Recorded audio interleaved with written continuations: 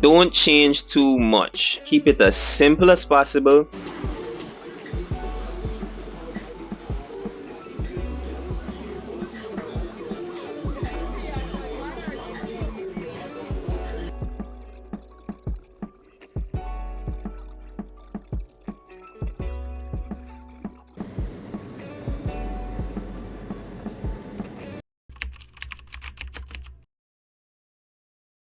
Welcome back to another video. It's a brand new week, currently Monday, exactly 20 minutes after 9 in the AM, and boy oh boy, I still get the same feeling like we had at the beginning of last week, that this week is gonna be amazing as well. Last week we closed off with 170 pips up, so I lost one trade and had 3 other trades. One of them was paper trade and 2 of them were wins. Last week was a very good week. Honestly, if we could repeat though for the rest of the year, I good. We could even have 2 losses, 1 and 2 weeks and all. I'm still gonna come out profitable.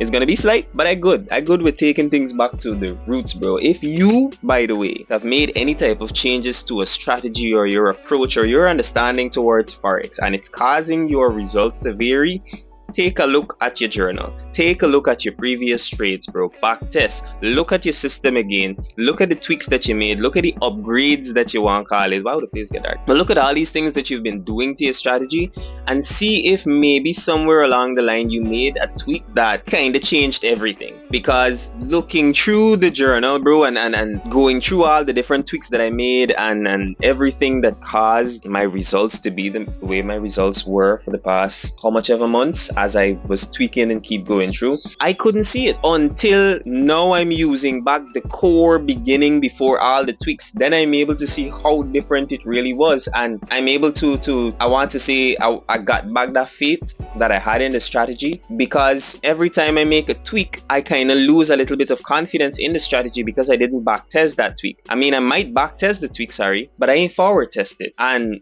forward testing does build more confidence than back testing. Back testing is build the confidence so that you could forward test, so that you could place the actual trade. But placing the actual trade is what builds more of the confidence. So that's something that I didn't take into account. Like, changing the strategy means the strategy, or changing some small things about the strategy means the strategy is by an extent a revised strategy, in some way, shape or form new. So by doing that, I need to build back the confidence. I need to build back the conviction. I need to see it play out so many times, and that's just so many extra steps when I already found a strategy that works, you know? So it's just a matter of riding it through. I didn't hold for as long as I possibly could without changing anything, because from last year December is when it actually started, and I was using the same strategy all along, but then is when I started making tweaks because I thought that the strategy was not performing as well in the market conditions, which that was true, but realistically there wasn't anything that I was supposed to do besides manage my risk and just keep at it. I will lose, I will blow accounts, I will lose money, but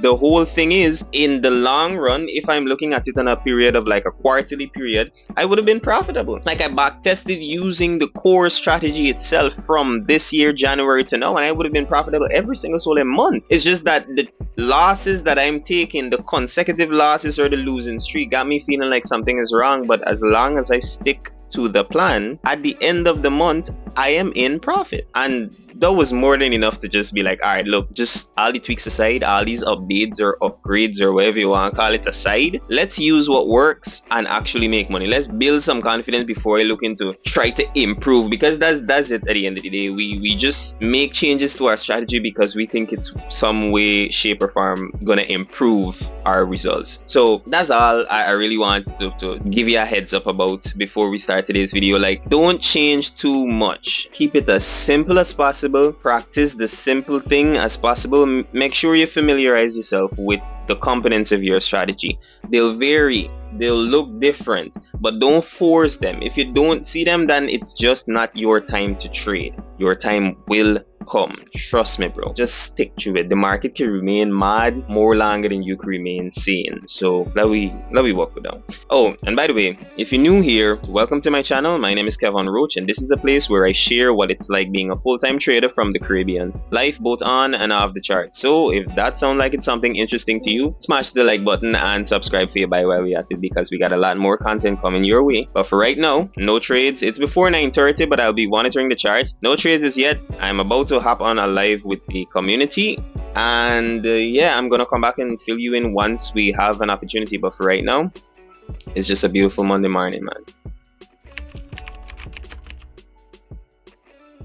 Okay, so we are back. It's still Monday, later on in the day, after one. It's what, 19 minutes after three in the afternoon? I can swear it's after one, but clearly I didn't find a trade today. But that's okay. It's still a trading day, you know. Some days you'll find a trade, some days you won't have any opportunities, but we still have to show up and we still have to remain disciplined and follow our rules. Even though we literally following our rules and doing nothing, it's still doing something, as far as trading goes. So I still have that 20k account from Sieg Path, which is in drawdown, but still floating. I am up compared to where I was last week, which is good again because I was up last week compared to the week before that as well. So we're taking it slow, small bites by bite, because I've reduced the risk since I'm that far in drawdown. But for right now, that's how it's looking. Yeah, but for right now, that's how it's looking. No trades, but still a good day. Still a good day. We didn't lose any money today, so thumbs up. Definitely can come back and give you an update tomorrow. Hopefully, once I find a trade. Even if I don't find a trade, I'm still gonna give you an update tomorrow. And from tomorrow, I might start going to the physical space that we have, the office that I showed in a few videos back. So I might be trading tomorrow from there, doing the live session from there, and also gonna be recording a video from there. So yeah, we'll see how it goes. We'll see how it goes. For right now, that's it.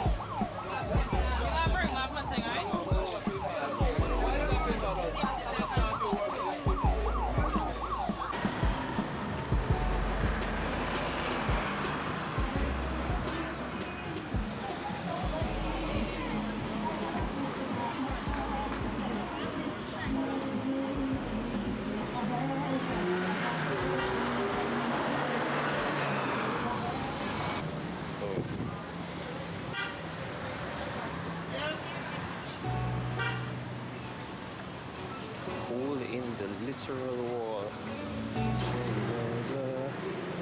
Who the fuck the Chinese supermarket?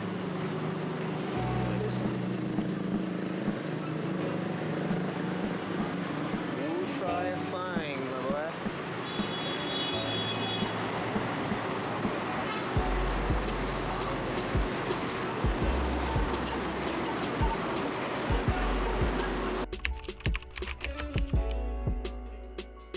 Okay, and it's Tuesday, the very next day after Monday, obviously, and it's 10:24 in the AM. And as you can see there on the screen, boy oh boy, we're in a trade. Yep, we got this one on US 30. It's a long, even though it ain't looking like we be in it for much longer. It's still a long, and we're waiting. We're waiting. This is the situation right now. Managed to catch this one just after I step out of the bathroom, to be honest. I was analyzing the charts a little bit before, but I wasn't really there, you know. Come see it retrace into the fair value gap farm there, and waiting to see this trade play out. We're monitoring the charts on the hourly to avoid all the fluctuations in emotions that the smaller time frame does cause. And yeah, this is how it's looking for right now. Yesterday, I didn't take any trades. But here's the thing, bro. Here's the thing. Somehow I feeling more profitable now, and not just feeling, I can see the profitability now that I'm trading much, much less. I ain't trying to force it. If I really don't find a trade that week and all, like good, there's a week off for me. And obviously you hear everybody talking about less is more, take less trades,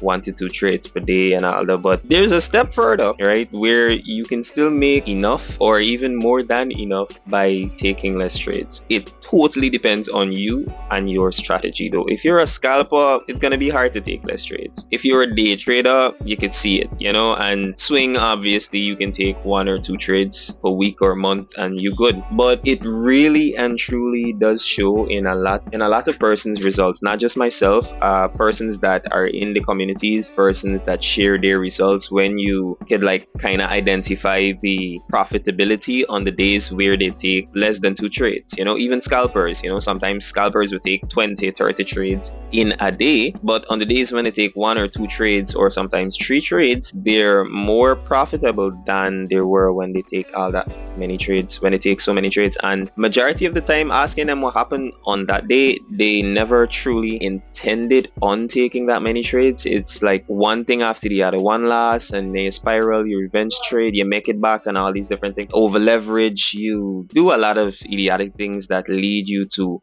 placing multiple trades, and at the end of the day you beat yourself up even more because you're in far much drawdown than if you would have just taken that one loss. So that's how we're looking. I am going to take less trades. I'm going to stick to only taking the trades that confirm to my strategy, and if that means missing a few, not making the target for the week sometimes, and keeping my balance the way it was, then completely fine with me. But for right now, this is the situation. We're back to break even. Look real close to stop loss just now. This is the second attempt at the stop loss, but we're still hanging in there. We're still holding this one. I'm gonna come back and give you that update once we get to any of our areas of interest.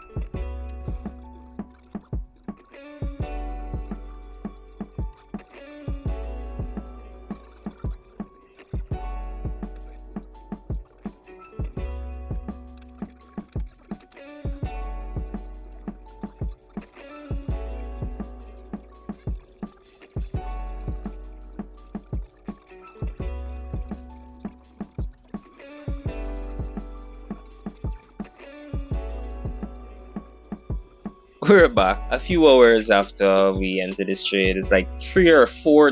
Jesus, it's 4 hours, bro. It's almost 4 full hours. 1 more minute, and it's 4 hours since I entered this trade. And I just realized, because I wasn't watching at the laptop, but I just realized I've bin recording an hour and 47 minutes of just the recording app itself, not the screen. I was recording the recording app. I want something of just recording that. And yeah, I ain't been seeing the price action, but I'm still in this trade. Obviously, as you can see there on the screen, the very large wick to the upside, I'm still holding it and holding for the target, even though we're coming back down to break even right now and the hourly candle is about to close. And we did take liquidity there on the hourly as well, so we might see some action to the downside. And since it made 2 attempts at the stop loss already, it's possible this one is an L, guys. It's possible this one is an L, but still holding it. You never know. Could happen. Trump could say something, or Powell could say something, or all 2 of them could say something. They could be arguing for it, as far as I'm concerned. And we at TP, I don't really care why, but anything can happen, and we're aware of that. For right now, I'm going to shut the recording off because I'm supposed to leave home. I'm gonna bring you guys along with me on the journey. You can go all the way up the highway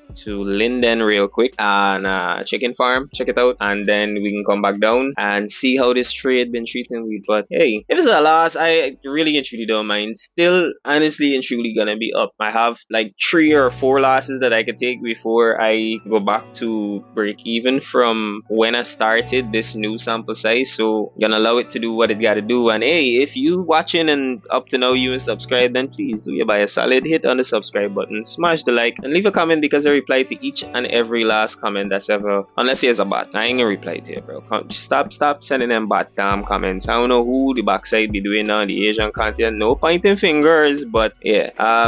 We're gonna come back and fill y'all in once we get to 25 areas of interest. And before then, fill y'all in on the journey.